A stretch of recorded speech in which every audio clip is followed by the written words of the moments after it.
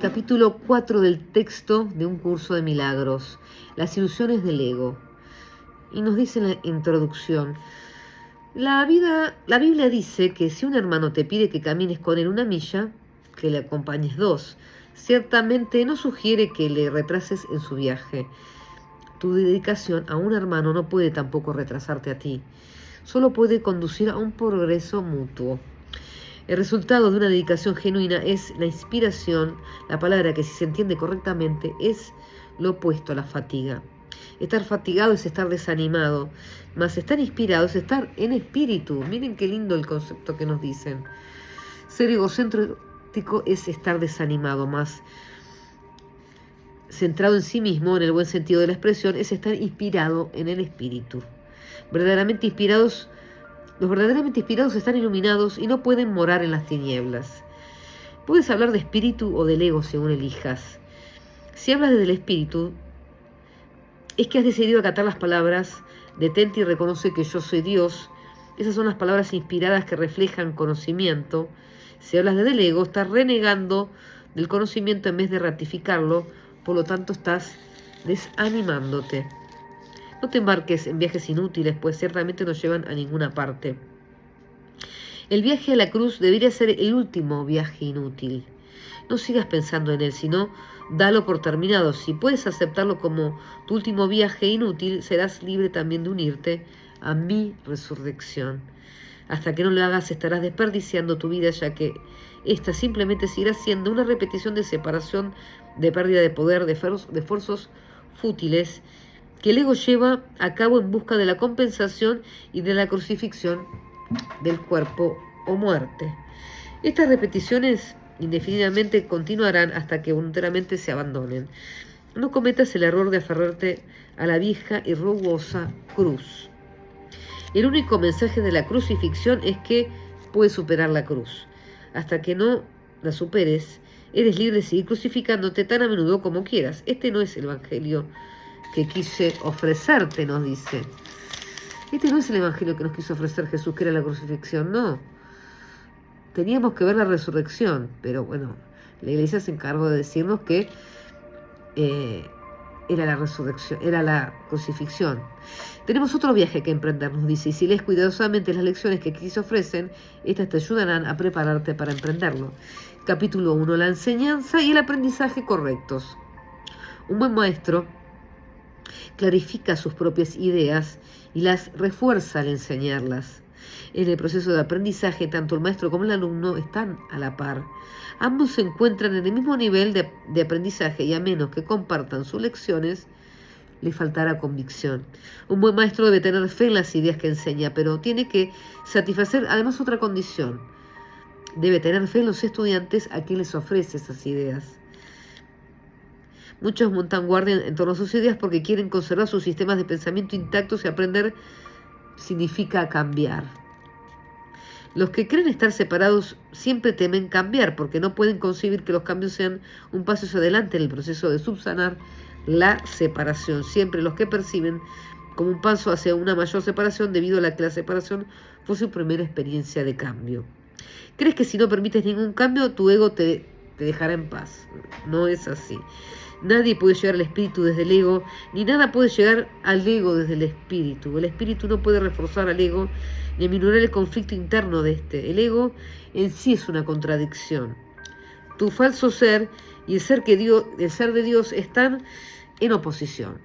O somos el ser de Dios o el falso ser que es el ser del ego, ¿no? Son fundamentalmente irreconciliables. El ego puede aprender aun cuando tu hacedor está desencaminado. No obstante, no puede hacer lo que le fue infundido con vida sea completamente exánime.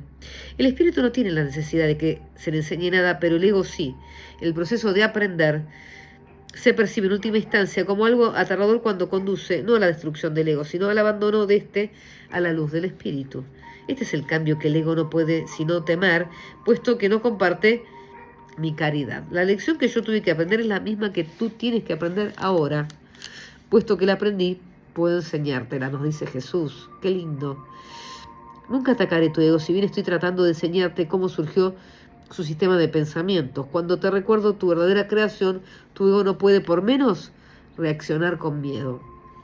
Aprender y enseñar son los mayores recursos que dispones ahora porque te permiten cambiar de mentalidad y ayudar a otros a hacer lo mismo. Eso es lo que estamos haciendo, cambiando la mentalidad. Negarte a cambiar de mentalidad no conseguiría probar que la separación no ocurrió. El soñador duda de la realidad de su sueño mientras todavía está soñando, no está realmente sanando su mente dividida. Tú sueñas con un ego separado y crees que el mundo se basa en él. Todo ello te parece muy real. No puedes hacerlo sin cambiar la mentalidad al respecto. Si estás dispuesto a renunciar al papel del guardián de tu sistema de pensamiento y ofrecérmelo a mí, yo lo corregiré con gran delicadeza y te conduciré de regreso a Dios. Todo buen maestro espera impartir a sus estudiantes tanto lo que él mismo ha aprendido como algún día dejen de necesitarle. Ese es el verdadero y objetivo del maestro, ¿no? Enseñar para que los alumnos puedan seguir solos, ¿no? Los egos pueden chocar en cualquier situación, pero es imposible que el espíritu choque en absoluto. Si percibes un maestro como un ego más grande, sentirás miedo, ya que agrandar un ego es aumentar la ansiedad que produce la separación. Enseñaré contigo y viviré contigo si estás dispuesto a empezar conmigo, pero mi objetivo será siempre eximirte finalmente de la necesidad de un maestro. Es lo opuesto al objetivo del maestro, que se deja guiar por el ego. A ese solo le interesa el efecto que su ego puede tener sobre otros egos. El que enseñes o aprendas no es lo que establece tu valía. Tu valía la estableció Dios. Mientras sigas oponiéndote a esto, todo lo que hagas te dará miedo, especialmente aquellas situaciones que tiendan a apoyar la creencia en la superioridad o en la inferioridad. El ego trata de explotar todas las situaciones para vanagloriarse a fin de superar sus propias dudas. Seguirá lleno de dudas mientras tú sigas creyendo en su existencia. Dios no es el autor del miedo.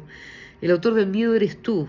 Has elegido crear en forma diferente como Él crea. Por lo tanto, has hecho posible el que puedas tener miedo. No estás en paz porque no estás desempeñando tu función. Dios te encomendó una función muy elevada que no estás llevando a cabo. Tu ego ha elegido estar atemorizando en vez de llevarla a cabo. Cuando despiertes, te será imposible entender esto porque literalmente es increíble. No creas lo increíble ahora. Cualquier intento de incrementar su credibilidad es simplemente un intento de posponer lo inevitable. Lo inevitable es una palabra que causa terror, pero es motivo de júbilo para el espíritu. El ego tiene miedo del gozo del espíritu, porque una vez que lo hayas experimentado, dejarás de proteger y atribuirle valor al miedo. Le atribuyes un gran valor porque el miedo es el testigo de la separación y tu ego se regocija cuando das testimonio de ella. Repudia, lo dice. El ego ha construido para ti un hogar mísero e inhóspito porque no puede construir de ninguna otra manera. No trates de mantener en pie ese hogar ruinoso. En su debilidad radica su fuerza. Solo Dios puede erigir un hogar digno de sus creaciones. No obstante, su hogar seguirá en pie eternamente, listo para cuando decidas entrar a ocuparlo. Desde tu ego no puedes hacer nada para salvarte o para salvar a otros, pero desde tu espíritu puedes hacer cualquier cosa para salvar a otros o para salvarte a ti mismo. La humildad es una lección para el ego, no para el espíritu. El espíritu está más allá de la humildad porque reconoce su esplendor y gustosamente irradia su luz por todas partes. Los mansos heredarán la tierra porque sus egos son humildes y esto hace que su percepción sea fidedigna. El reino de los cielos es el derecho del espíritu, cuya belleza y dignidad están mucho más allá de cualquier duda, más allá de cualquier percepción, y se alzan para siempre como señales del amor de Dios a sus creaciones. Y nos dice Jesús, yo seré un sustituto de tu ego, si así lo deseas, pero nunca de tu espíritu. Un padre puede dejar a su hijo al cuidado de un hermano mayor que haya demostrado ser responsable, pero esto no entraña confusión alguna acerca de quién es el padre. El hermano puede proteger el cuerpo y el ego del niño, pero eso no lo lleva a creer que Él sea el Padre. Me puedes confiar tu cuerpo y tu ego debido a que únicamente a que eso te permite desentenderte de ellos y que me deja mostrarte que no son importantes. Yo no podría entender lo importante que son para ti si yo mismo hubiese estado tentado de creer en ellos. Aprendamos juntos esta lección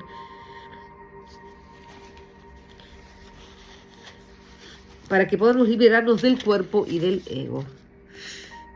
Necesito, dice Jesús, maestros dedicados que compartan mi objetivo de sanar a la mente. El espíritu no tiene ninguna necesidad de que ni tú ni yo lo protejamos. En este mundo no hay nada que temer o tener tribulaciones, porque yo he vencido al mundo. Por eso es que debes estar animado, nos dice Jesús. Subcapítulo 2, el ego y la falsa autonomía. Es razonable preguntarse cómo pudo la mente haber inventado al ego. De hecho, esa es la mejor pregunta que puedes hacerte. Sin embargo, no tiene objeto dar las respuestas en función del pasado, porque el pasado no importa. La historia no existiría si los mismos errores no siguiesen repitiéndose en el presente. El pensamiento abstracto es pertinente al conocimiento, porque el conocimiento es algo completamente impersonal. La percepción, por otra parte, es siempre específica y concreta. Todo el mundo inventa un ego o un yo para sí mismo, el cual está sujeto a enormes variaciones debido a su inestabilidad. También inventa un ego para cada persona a la que percibe, el cual es igualmente de variable.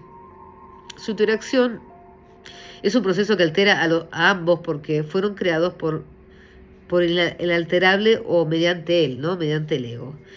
Tu propio estado mental es un buen ejemplo de cómo fue inventado el ego.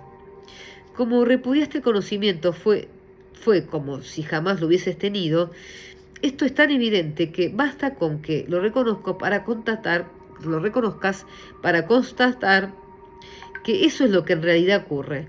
Si esto ocurre en el presente, ¿por qué habría de sorprenderte que hubiese ocurrido en el pasado? Asombrarnos ante lo inusual es una reacción comprensible, pero asombrarnos ante lo que ocurre con tanta frecuencia no lo es en absoluto. No olvides, no obstante, que la mente no tiene por qué operar así, aunque así es como opera ahora. Piensa en el amor que los animales sienten por sus crías y en la necesidad que sienten de protegerlas. Eso se debe a que las consideran partes de sí mismas. Nadie repudia lo que considera parte de sí mismo. La manera en que reaccionas ante tu ego es similar a cómo Dios reacciona ante sus creaciones, con amor, con protección y con caridad. Tus reacciones ante el yo que inventaste no son sorprendentes. De hecho, son similares a la forma en que algún día reaccionarás ante tus creaciones reales. No es cuestión de cómo reaccionarás ante el ego, sino de lo que crees ser. La creencia de que hay otra forma de percibir es la idea más sublime que es capaz el pensamiento del ego. Ello se debe a que dicha idea reconoce, aunque mínimamente, que el ego no es el ser. Socavar el pensamiento del sistema del ego no puede ser sino percibirse como un proceso doloroso, aunque no hay nada que esté más lejos de la verdad. Los bebés gritan de rabia cuando se les quita un cuchillo o tijeras, a pesar de que si no se lo hiciese podrían lastimarse. En este sentido, todavía eres un bebé. No tienes idea clara de lo que es el verdadero instinto de conservación y probablemente decidirás que necesitas precisamente lo que más te haría daño, ¿no? Nosotros no queremos abandonar el ego, ¿no? Solo que aquellos que tienen una sensación real y duradera de la abundancia pueden ser verdaderamente caritativos. Esto resulta obvio cuando consideras que lo que realmente quiere decir ser caritativo. Para el ego, dar cualquier cosa significa privarse de ella. Cuando asocias el acto de dar con el sacrificio, das solamente porque crees que de alguna forma vas a obtener algo mejor. Eso es lo que hace el ego, dar para obtener. Esa es la ley ineludible del ego. Por lo tanto, siempre está obsesionado con la idea de escasez, que es la creencia que se le dio en su origen. Su percepción de otros egos como entes reales no es más que un intento de convencerse a sí mismo que él es real.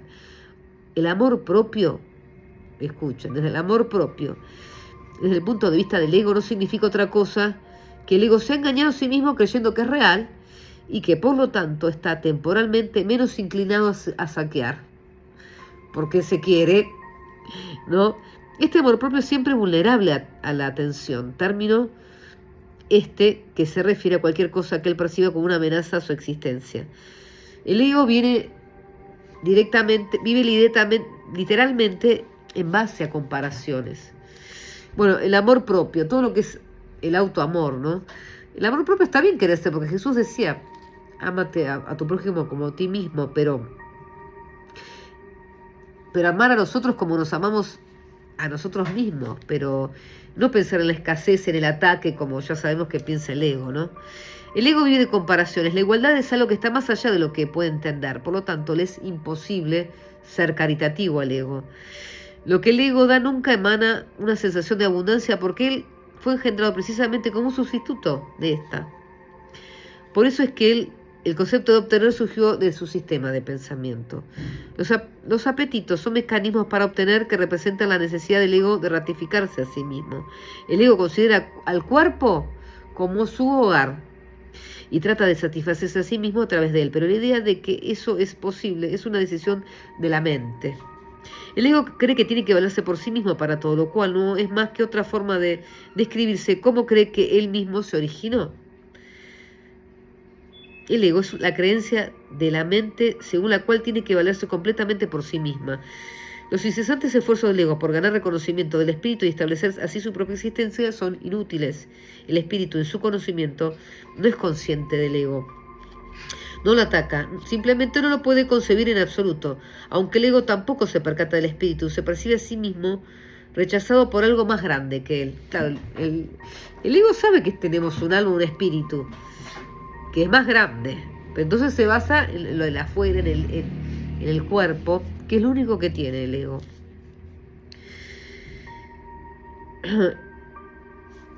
Los mitos y la magia están íntimamente relacionados, ya que los mitos generalmente tienen que ver con el origen del ego y los sistemas mitológicos describen algún tipo de creación y la conectan con la forma particular de la magia. La lucha por la supervivencia no es más que la lucha del ego por preservar su existencia. La salvación, no obstante, no es aplicable al espíritu, pues este no está en peligro, por lo tanto no tiene que ser rescatado. La salvación desde el punto de vista del ego, ¿no? La salvación no es otra cosa que la mentalidad recta, que aunque no es la mentalidad uno del Espíritu Santo, se debe alcanzar antes que la mentalidad uno pueda ser restaurada. La mentalidad recta conduce automáticamente al siguiente paso, ya que la percepción correcta está completamente exenta de cualquier forma de ataque y por lo tanto la mentalidad errada desaparece. El ego no puede sobrevivir sin juicios. Acuérdense de los juicios, ¿no? Por consiguiente, se le abandona. La mente tiene entonces una sola dirección por la que avanza, la dirección que sigue siempre automática, pues no puede sino acatar los dictados del sistema del pensamiento que se adhiere. Entonces, si abandonamos al ego, va a seguir los del espíritu, pero salen en automático los del ego. Por eso hay que dejarlos de lado, abandonarlos o no darle valor o no darle realidad con una creencia. No se puede hacer demasiado hincapié en el hecho de que corregir la percepción es simplemente un expediente temporal. Dicha corrección es necesaria únicamente porque la percepción falsa es un obstáculo para el conocimiento, mientras que la percepción fidedigna es un trampolín hacia él.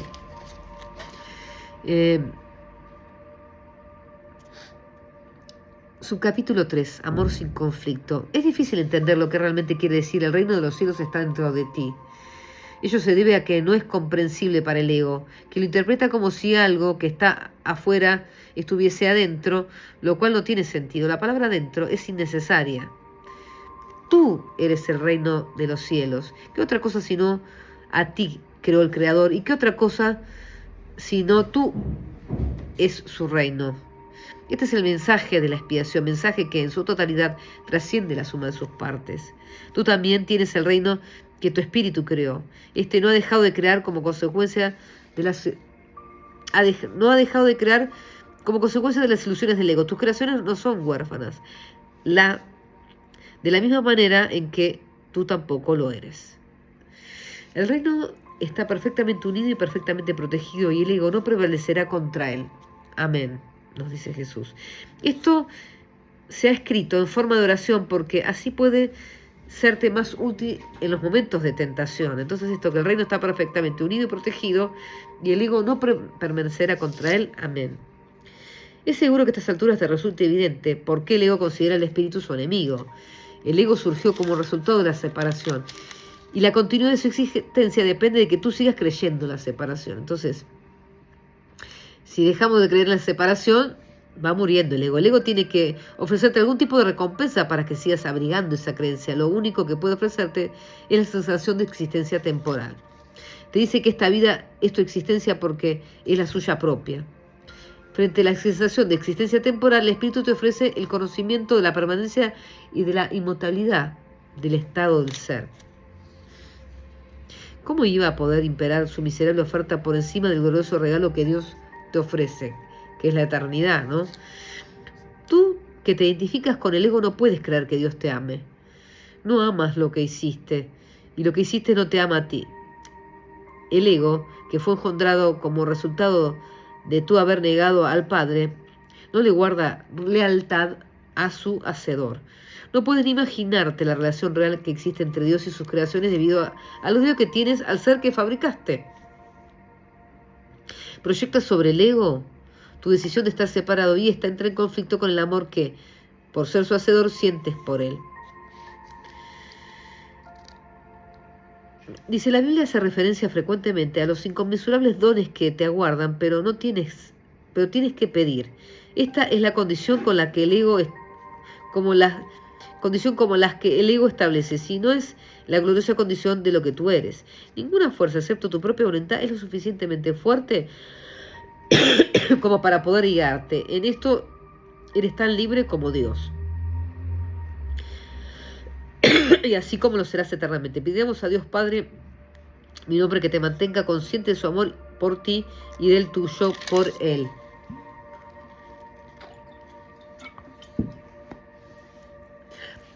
¿Nunca se te ha ocurrido realmente renunciar a todas las ideas que jamás hayas tenido que se oponen al conocimiento?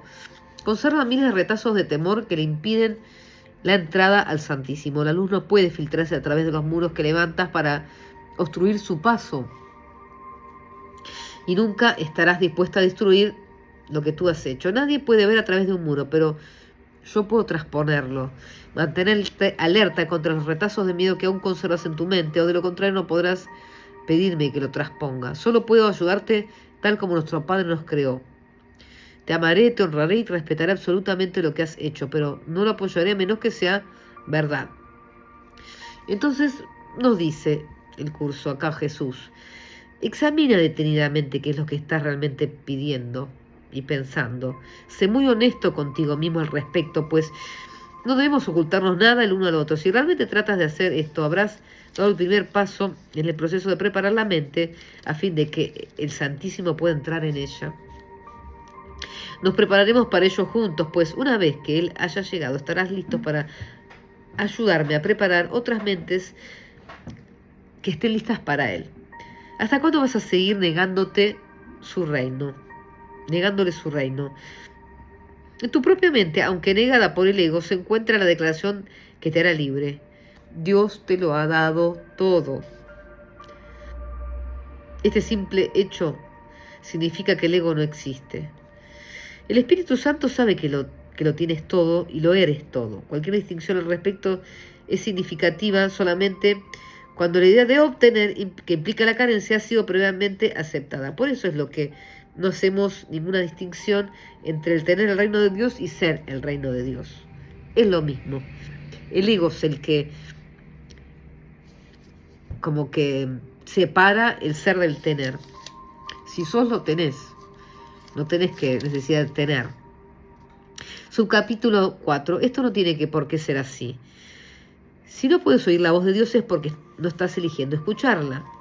De qué otra manera, si no con espejos, podrías seguir manteniendo la falsedad de su existencia. El espejo en el que el ego trata de ver su rostro es ciertamente tenebroso. Eso es por lo que luchas y lo que procuras protegerte. He dicho que no puedes cambiar de mentalidad. Modificando tu conducta. Más he dicho también en muchas ocasiones que puedes cambiar de mentalidad. Cuando tu estado de ánimo te diga que has elegido equivocadamente, y esto es así siempre, que no te sientes contentos, reconoce que en ello no tiene por qué ser así.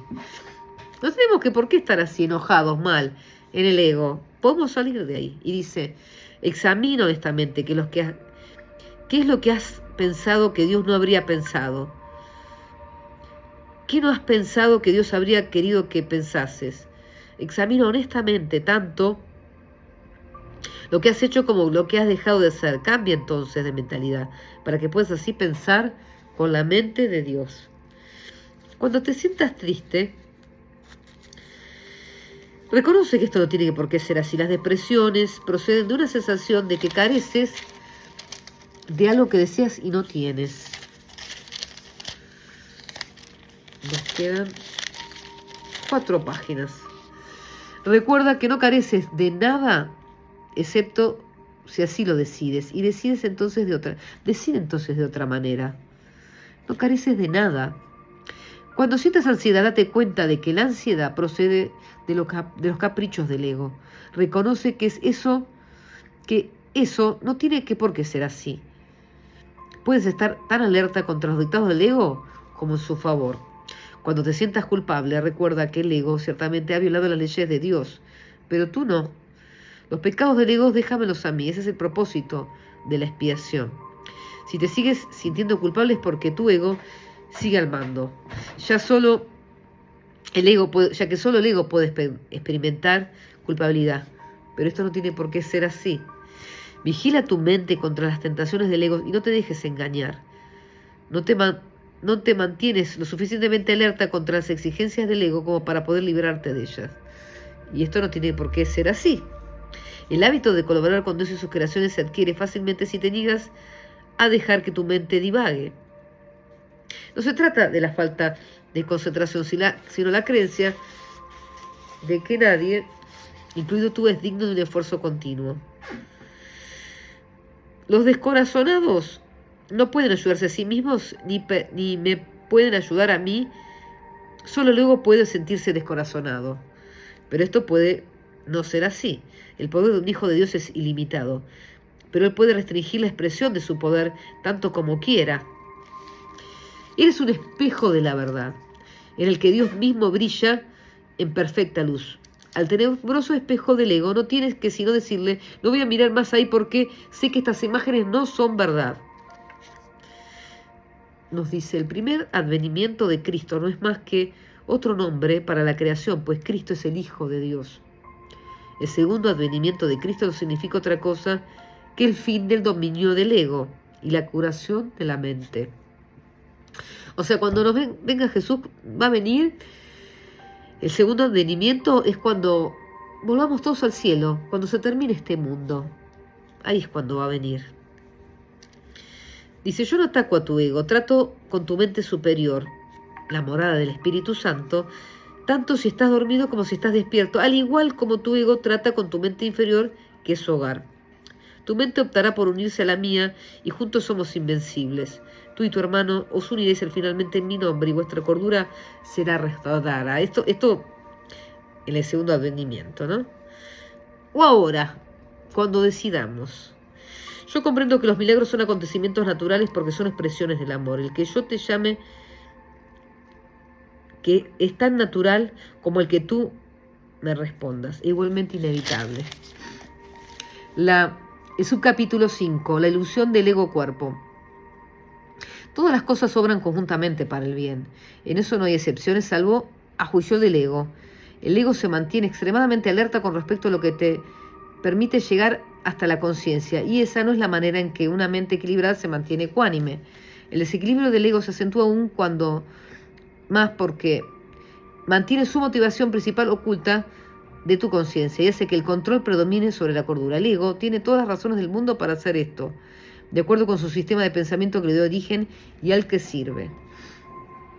Puesto que el sano juicio juzgaría irrevocablemente contra él, el ego lo tiene que eliminar en aras de su propia supervivencia. Una de las causas principales del estado de desequilibrio del ego es su falta de discernimiento entre lo que es el cuerpo y lo que son los pensamientos de Dios. Los pensamientos de Dios son inaceptables para el ego porque apuntan claramente al hecho de que Él no existe. El ego, por lo tanto, los distorsiona o se niega a aceptarlos, pero no puede ser que dejen de existir. El ego, por consiguiente, trata de ocultar no solo los impulsos inaceptables del cuerpo, sino también los pensamientos de Dios. Cualquier sistema de pensamiento que confunda a Dios con el cuerpo no puede por menos ser demente. El cuerpo es el hogar que ha elegido el ego para sí.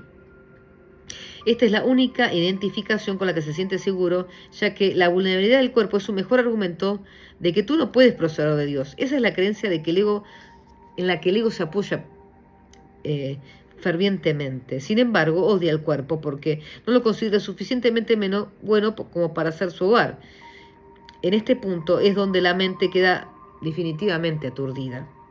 Habiéndole dicho el ego que ella es realmente parte del cuerpo y que el cuerpo es su protector, también le dice que el cuerpo no puede protegerla. Por consiguiente, la mente inquiere, ¿dónde puede encontrar protección? Porque claro, el cuerpo va a morir en algún momento.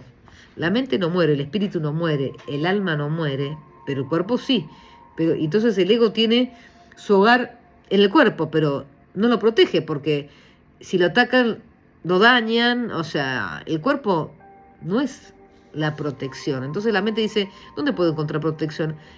Y el ego dice, en mí. La mente, y no sin razón, le recuerda al ego que él mismo ha insistido con lo que ella se tiene que identificar es con el cuerpo, de modo que no tiene objeto recurrir a él para obtener protección. El ego no dispone de una respuesta plausible para esto, puesto que no la hay, pero sí dispone de una solución típica: eliminar la pregunta de la conciencia. Claro, con lo que no nos conviene, el ego nos ayuda a eliminarla, porque no le conviene, ¿no? Una vez fuera de la conciencia, la pregunta puede producir desasosiego, de hecho lo produce, pero no puede ser contestada porque no puede ser planteada. Y fíjense si nos pasa así, cosas que no encontramos la vuelta, nos olvidamos, ¿no? Es lo que hace el ego. Esta es la pregunta que debes hacerte: ¿a dónde debo acudir en busca de protección? Busca y hallarás. No significa que tengas que buscar sigue desesperadamente algo que no podrías reconocer. La búsqueda, que tiene sentido y se emprende conscientemente, se organiza conscientemente y se dirige conscientemente. El objetivo de formularse claramente y luego tenerse siempre presente. Aprender y querer aprender son inseparables. Te resultará más fácil aprender cuando crees que lo que estás tratando de aprender tiene valor para ti. Muchas de las cosas que quieres aprender tal vez las hayas escogido precisamente porque su valor es efímero. El ego cree que es una ventaja no comprometerse con nada que sea eterno, ya que lo eterno solo puede proceder de Dios y no le conviene, ¿no? La eternalidad es la única función que el ego ha tratado de desarrollar, si bien ha fracasado repetidamente. El ego transige con la cuestión de lo eterno, al igual que con las cuestiones que de algún modo tienen que ver con la verdadera pregunta, la cual espera encubrir y mantener fuera de la conciencia, ocupándose con asuntos marginales. La tendencia típica del ego de estar continuamente ocupado con nimiedades tiene un objetivo y apoya este propósito. Fíjense que el ego como que no para, siempre nos está invadiendo la mente para que no vayamos a lo esencial, hacernos preguntas trascendentes, ¿no? O si yo no me protejo en el ego, no me protejo en el espíritu, que no es él. La pregunta que nunca formulan quienes se embarcan en tales maniobras dilatorias es: ¿para qué? Preguntarnos ¿para qué? ¿Para qué estoy pensando en esto, que mi vecino, que la comida, que el auto, no sé? Estoy todo el tiempo pensando cosas. ¿Para qué pienso tanto? Esta es la pregunta que tú tienes que aprender a plantear en relación con todo. El ¿para qué? ¿Para qué? ¿Qué propósito tiene esto? Sea cual fuere dirigirá tus esfuerzos automáticamente. Cuando tomas una decisión con respecto a un propósito, tomas una decisión respecto a los esfuerzos que vas a llevar a cabo en el futuro. Y esta decisión permanecerá en vigor a menos que cambies de parecer. Subcapítulo 6.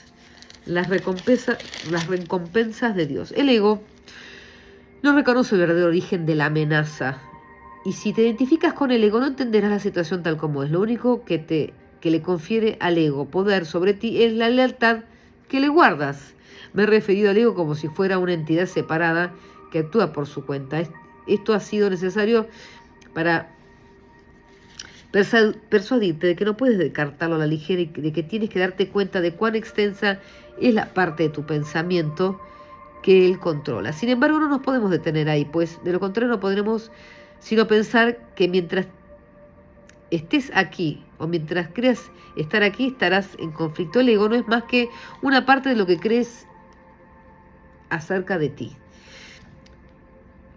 En el proceso de aprender de escapar a las ilusiones es imprescindible que nunca te olvides de la deuda que tienes con tu hermano. Es la misma deuda que tienes conmigo. Cuando actúas egoístamente con otro, repudias la gracia que esta deuda te ofrece y la percepción santa que produciría. La palabra santa puede usarse aquí porque a medida que aprendes cuán endeudado estás con toda la aflicción, la cual me incluye, te aproximas tanto al conocimiento como la percepción te lo permite. La brecha entonces que queda es diminuta. Todavía tienes muy poca confianza en mí, pero esto aumentará a medida que recurras más y más a mí en lugar del ego, en busca de su consejo. Los resultados te irán convenciendo de cada vez de que esta es la única lección cuerda que puedes hacer. Nadie quien aprenda por experiencia propia cierta lección que le brinda paz y alegría, mientras que otra la precipita al caos y al desastre. Es más eficaz aprender a base de recompensas que a base de dolor, porque el dolor es la ilusión del ego y no puede producir más que un efecto temporal. Las recompensas de Dios se reconocen inmediatamente porque son eternas. Ego y espíritu no se conocen, solo mediante la disociación. Solo mediante la disociación puede la mente separada mantener la vigente separación.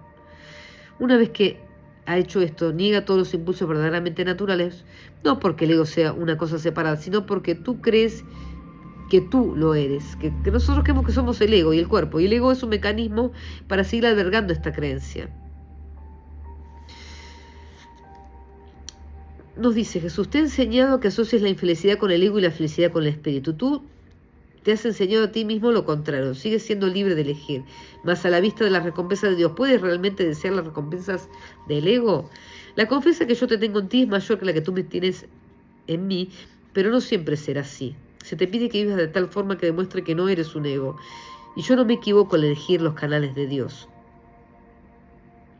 Dije anteriormente que yo estoy a cargo de la expiación, y esto es así debido únicamente a que completé mi papel en ella como hombre y ahora puedo completarla a través de otros. Los canales que he elegido no pueden fallar porque les prestaré mi fortaleza mientras que la suya sea independiente.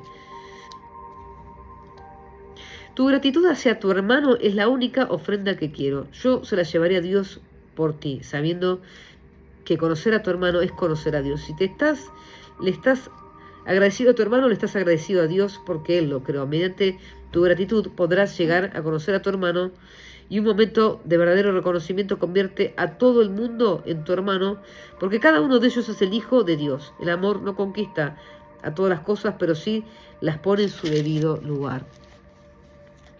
Subcapítulo 7. Creación y comunicación. Está claro que si bien el contenido de cualquier ilusión particular del ego es irrelevante, su corrección es más sutil dentro de un contexto específico. Las ilusiones del ego son muy concretas, aunque la mente es naturalmente abstracta.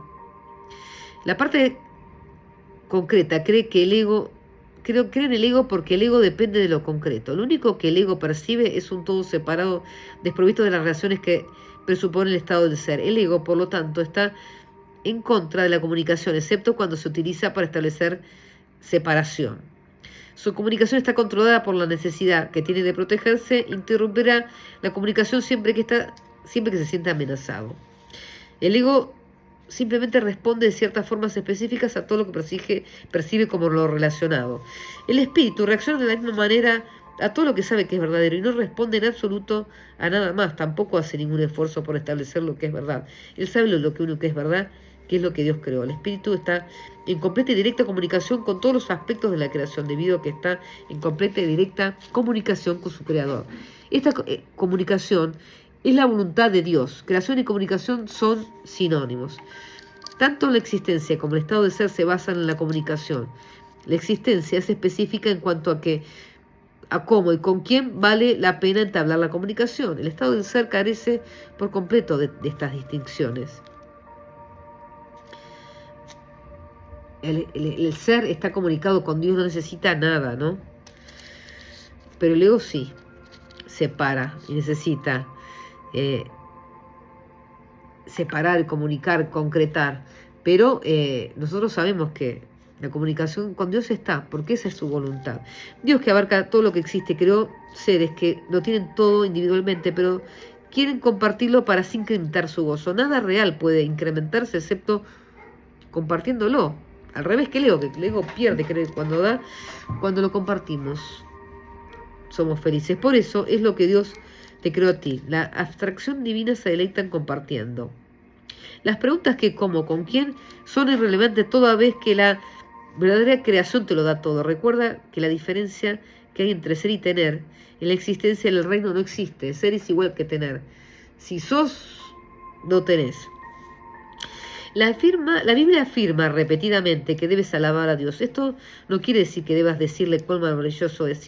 Dios no tiene un ego con el que aceptar tal alabanza ni percepción con que juzgarla, pero a menos que desempeñes el papel que te corresponde a la creación, su gozo no será total porque el tuyo no lo es. Y ciertamente sabe esto. Lo sabe en su propio ser y en la existencia de su ser que tiene la experiencia del Hijo. Dios ha salvaguardado su reino, pero no puede compartir su gozo contigo hasta que no conozcas el reino con toda tu mente. La revelación no es suficiente porque es una comunicación de Dios hacia ti solamente. Dios no tiene la necesidad de que se le devuelva la revelación, lo cual sería claramente imposible, pero sí desea que se transmita a otros. Dios es alabado cada vez que una mente aprende a ser completamente servicial. Esto es, sin embargo, imposible, a menos que también aprenda a ser completamente inofensiva, pues ambas creencias tienen que coexistir. Lo que son verdaderamente serviciales son a su vez invulnerables, porque no protegen a sus egos y por lo tanto nada puede hacerles daño. Su espíritu servicial es la manera en que alaban a Dios y Él les devolverá las alabanzas que le hagan, porque ellos son como Él y pueden regocijarse juntos. Dios se extiende hasta ellos y a través de ellos y cunde una gran alegría en todo el reino, por todo el reino. Cada mente que ha sido transformada contribuye a aumentar la alegría, esta alegría, al estar individualmente dispuesta a compartirla. Los verdaderos mentes serviciales son los obradores de los milagros, a quienes yo dirijo hasta que estemos todos unidos en el júbilo del reino. Yo te dirigiré allí donde tú puedas ser verdaderamente servicial y a quien puedas seguir mi dirección a través de ti. Fíjense lo que nos dice Jesús, ¿no?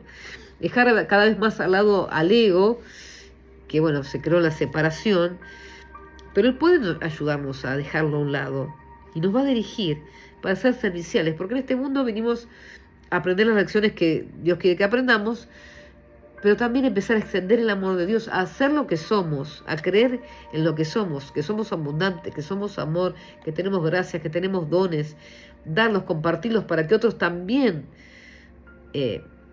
sepan de eso, ¿no?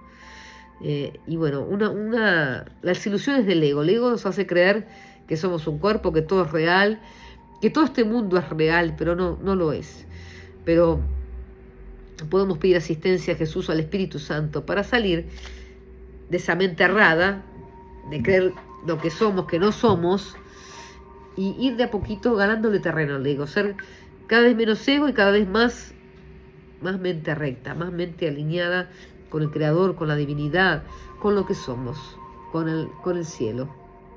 Así que bueno, hermoso capítulo largo, pero interesante, ¿no? De las ilusiones del ego, ¿no? Cómo dominarlas. Se puede con la ayuda de Jesús. Y no está basado en la crucifixión, ¿no? Como nos dijo, que este no es el evangelio que yo quise explicar.